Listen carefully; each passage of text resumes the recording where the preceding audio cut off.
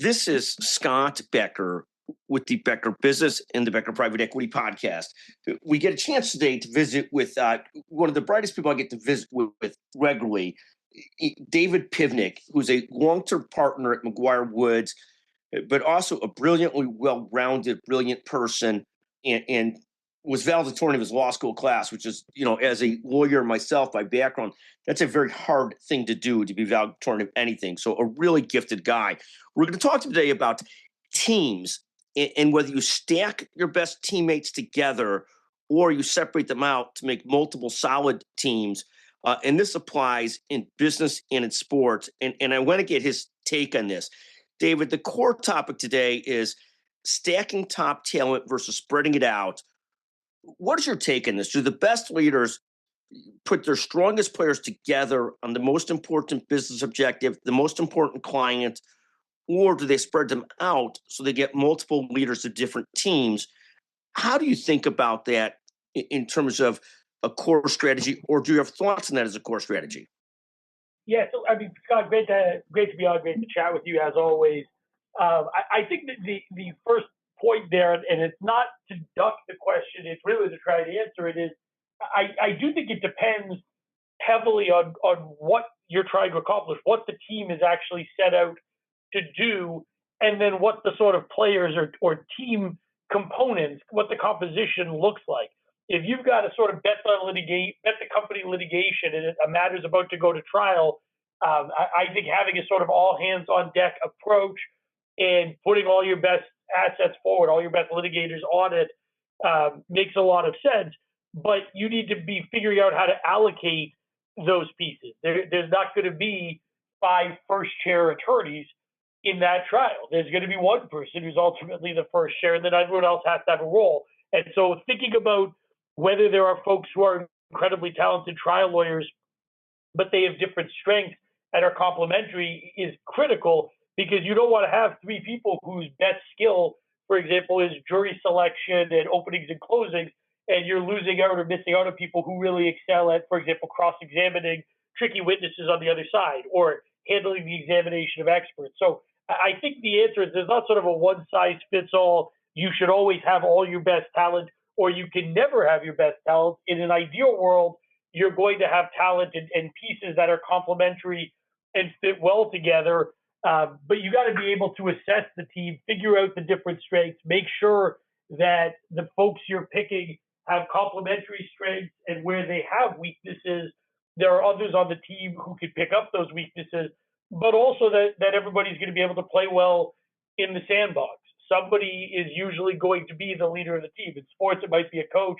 In a business setting, it might be the CEO or a manager at a different level, etc. But figuring out how everyone's going to react to that, making sure that the teammates themselves are complementary and that they're going to be able to work together to get a great result is critical. And so I don't think it allows for one size fits all.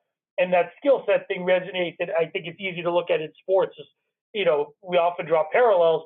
Like, you don't want to have 5 guys who are just unbelievably great at scoring the basketball on a basketball team but can't play any defense or don't move the ball, because you're just going to end up with a bunch of frustrated stars who don't have the ball in their hands enough. Or in hockey, you want to make sure you're balancing a line in a key moment.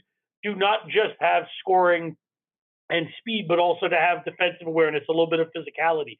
So it can be, it's not that I'm saying don't ever have all your best resources aligned or moving in the same direction. It's more a function of making sure that you're deploying those resources in an effective manner where they can be complementary to one another and be working collaboratively, not at cross purposes.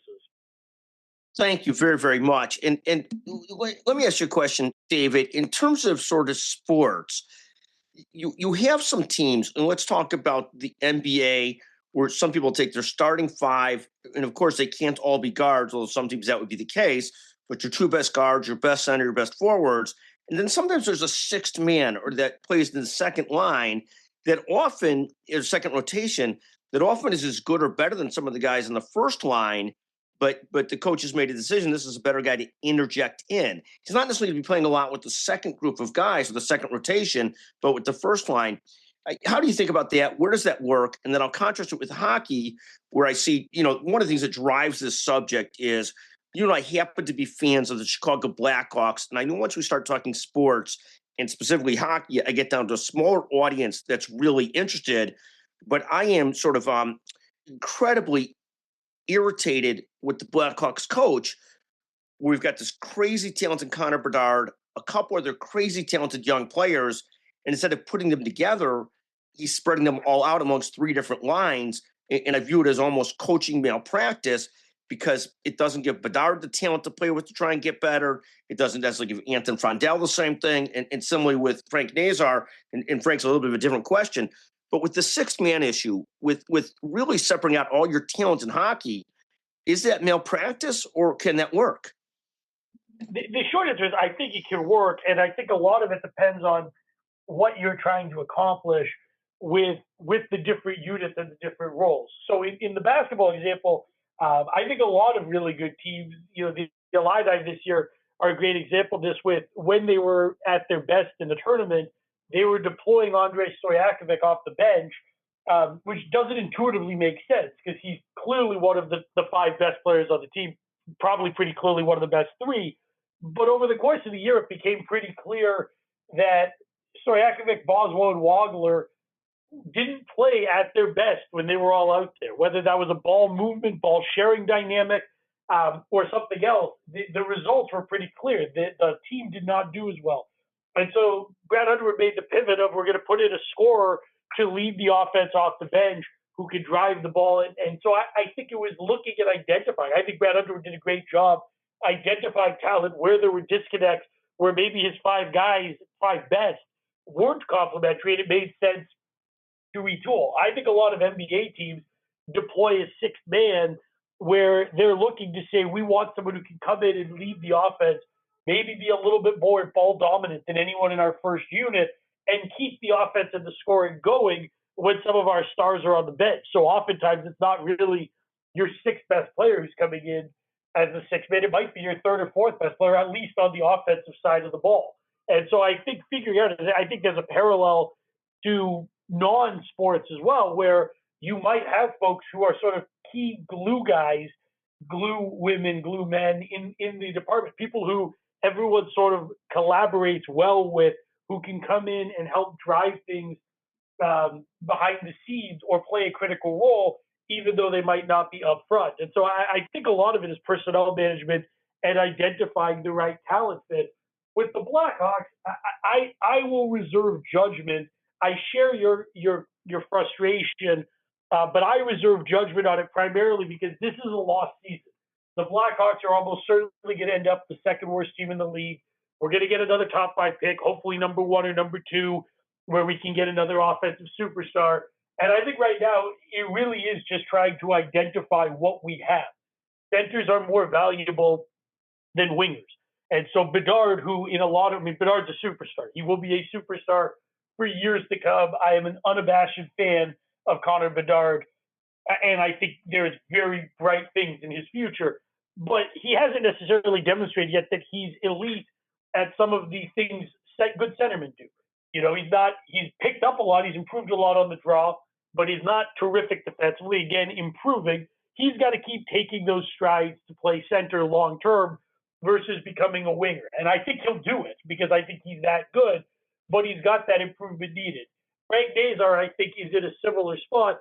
And Frondell, I think the team just doesn't know. So I think right now the coach is really trying to put guys in positions to have opportunities so we can evaluate as a team what we have long term. Because if Frondell is able to play center, that makes him materially more valuable to the team going forward and opens up a lot of other opportunities.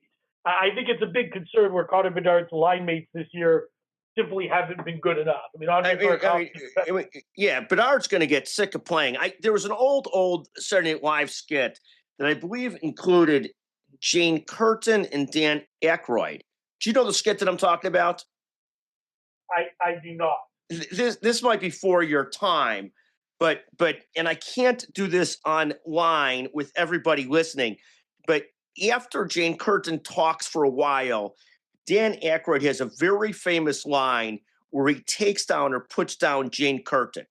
And so if we were not in polite company, because there's now, I don't know how many people listening, but thousands and thousands of downloads, and lots of people might listen, I would respond to you with the line that Dan Aykroyd used to use with Jane Curtin, and you'll find it online today at some point, but it's not important. But I disagree. I think he's got to stack players together, because Bedard's going to get frustrated if he's not playing with the best of the best talent.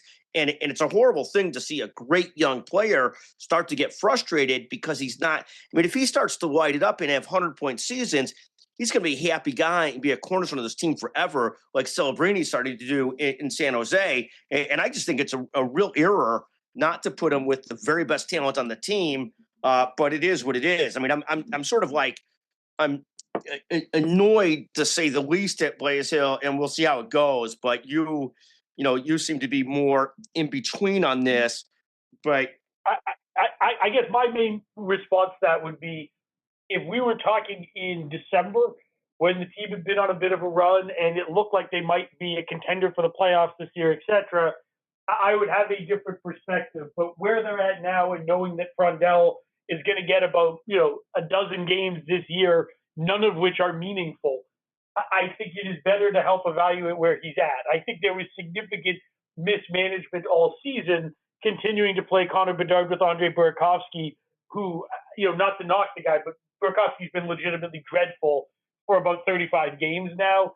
And Green, the other line mate, is a very solid player who I think has a bright future, but just frankly is not at the level of Connor Bedard. He simply isn't. And so I think the real dynamic, more than anything else, is figuring out how to navigate long-term the growth and development of those players. yeah, But where we're at right now, seeing what we have with Frondell and Nazar on their own lines, I think makes sense. And I think next year you're going to see some of these guys stacked together, plus hopefully a free agency ad, and then a top 2 pick coming in to play right away. well, let's hope so. I do think, and I'll send you the quote from the Saturday Night Live skit, so at least you'll understand what I think of your thoughts on this issue. Although generally, I think you're one of the smartest people that I know. But I'll send them to you offline so as not to offend our audience. So, but like if I'm building a team at the law firm or in a business that I'm part of, I want really bright people working together, so that the really bright people can really run at their horsepower and run side by side with people at their horsepower. I don't want them having to manage people that are sort of that can't play the same game with them. It's similarly here in sports. I want great players playing with great players so that you really get some chemistry going and get some growth going. And if the great players are too alpha each other to play with each other, then shame on them. But I basically want great talent playing with great talent and stacking around our most important objectives and so forth. Fantastic. David, tell us in terms of these issues. Let me go back here to catch up on the next question here. Are there places where essentially you see people stacking talent and that backfires? When do you see that? And we all have examples of this, but talk to us about a couple examples where you put the best talent together and that's a disaster. Yeah, absolutely. I mean, look, I think where that happens most frequently, it's a personnel issue more than anything else. And I think that's both a leadership failure and a personnel failure amongst those top talent. Where it happens, it's because at the end of the day, you've got people who are both elite talents, whether that's as lawyers, as managers, as executives, or as athletes, but they're not complementary to one another. It might be that they always want to be the loudest voice in the room and the person doing the most talking. And so when someone else is there who also wants to be the lead voice, they talk over each other, they shout each other down, they disagree. That's where I see it fail, is where the stacking of talent is such that you have your 2 or 3 or 5 truly most talented people in an individual sense, but you don't have the team collaboration and they're not complementary pieces, so that there's a lot of disagreement, bickering, trying to one-up one another, etc. And I think that happens in business, law, and sports. And the main takeaway I would say is just evaluating how you're deploying that talent so that you're putting people in a position to succeed and not overdoing it, where you're overloading one line in sports or one unit in sports or one team in business with too much talent that doesn't work well together at the expense of the overall result.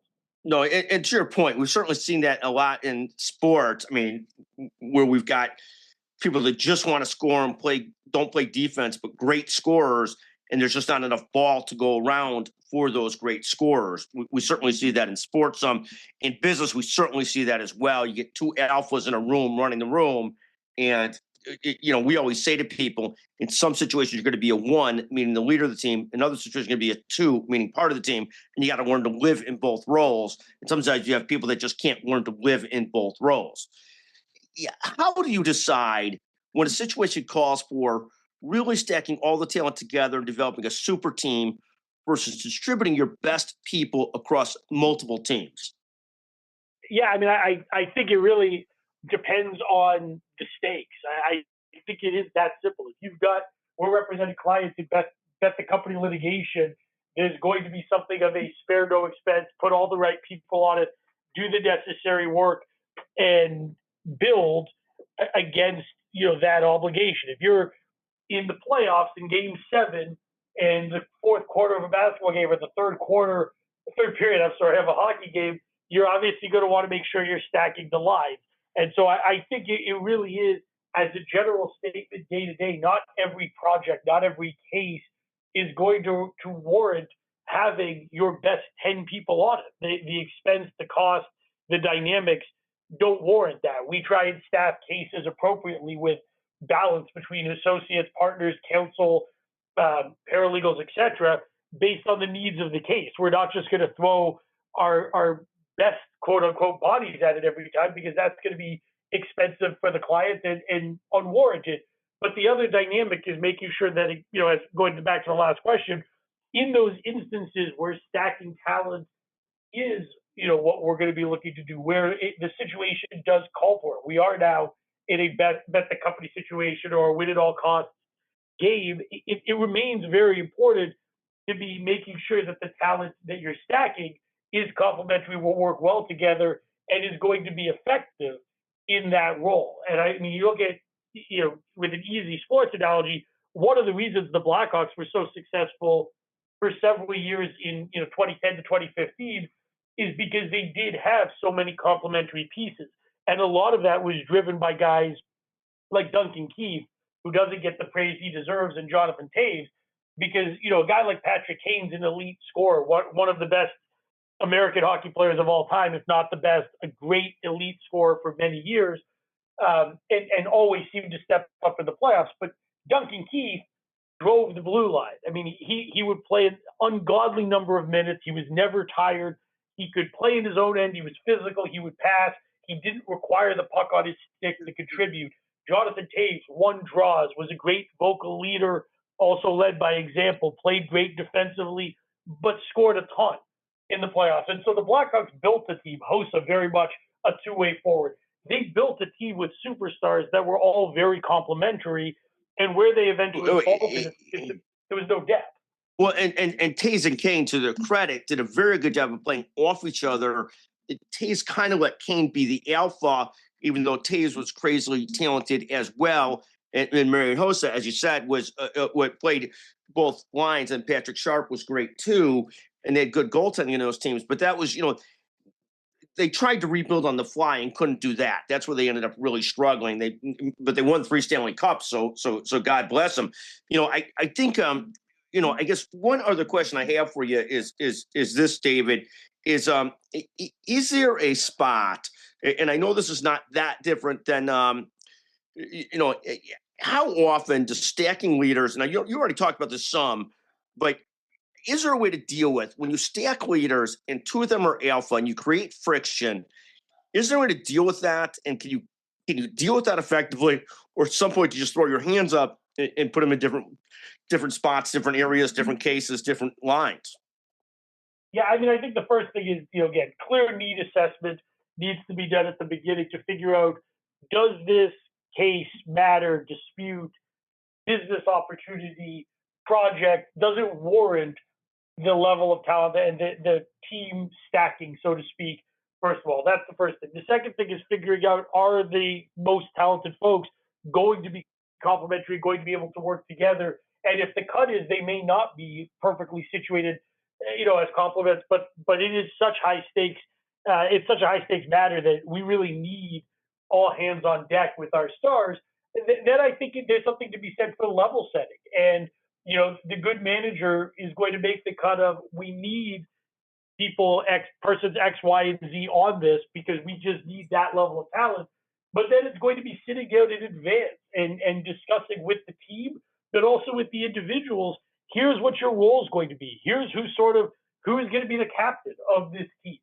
Making that clear before you stack them. It's going to be person X who's going to be first chair at a trial, or who's going to be the lead person on a deal. Explaining to everyone else what their roles are going to be. Making sure you're evaluating how that's working and making adjustments as necessary if there is friction or if things aren't going as planned. So I don't think it's something that can't be done, but I think it requires careful coordination. So you've got the initial assessment of, does this make sense? Will it work? But then also the pivot of the direction to the team of, here's how everyone's being positioned. Here's why we think this could be effective. Here's your roles. And then the willingness to pivot if things need adjusting afterwards. David, I absolutely love that. I'm going to make a deal with our audience. One, thank you so much, David, for joining us. One of the very brightest people I get to visit with always. And quite frankly, it's a real tribute to your mother and father, who raised an incredibly bright, I would say young man, but no longer the kid that you once were, but still quite young compared to me. But this is a real tribute to your parents, how bright you and your sister are. So that goes almost without saying. But let me go a step further with our audience. I made a reference to a famous skit that Jane Curtin and Dan Aykroyd used to do on Saturday Night Live.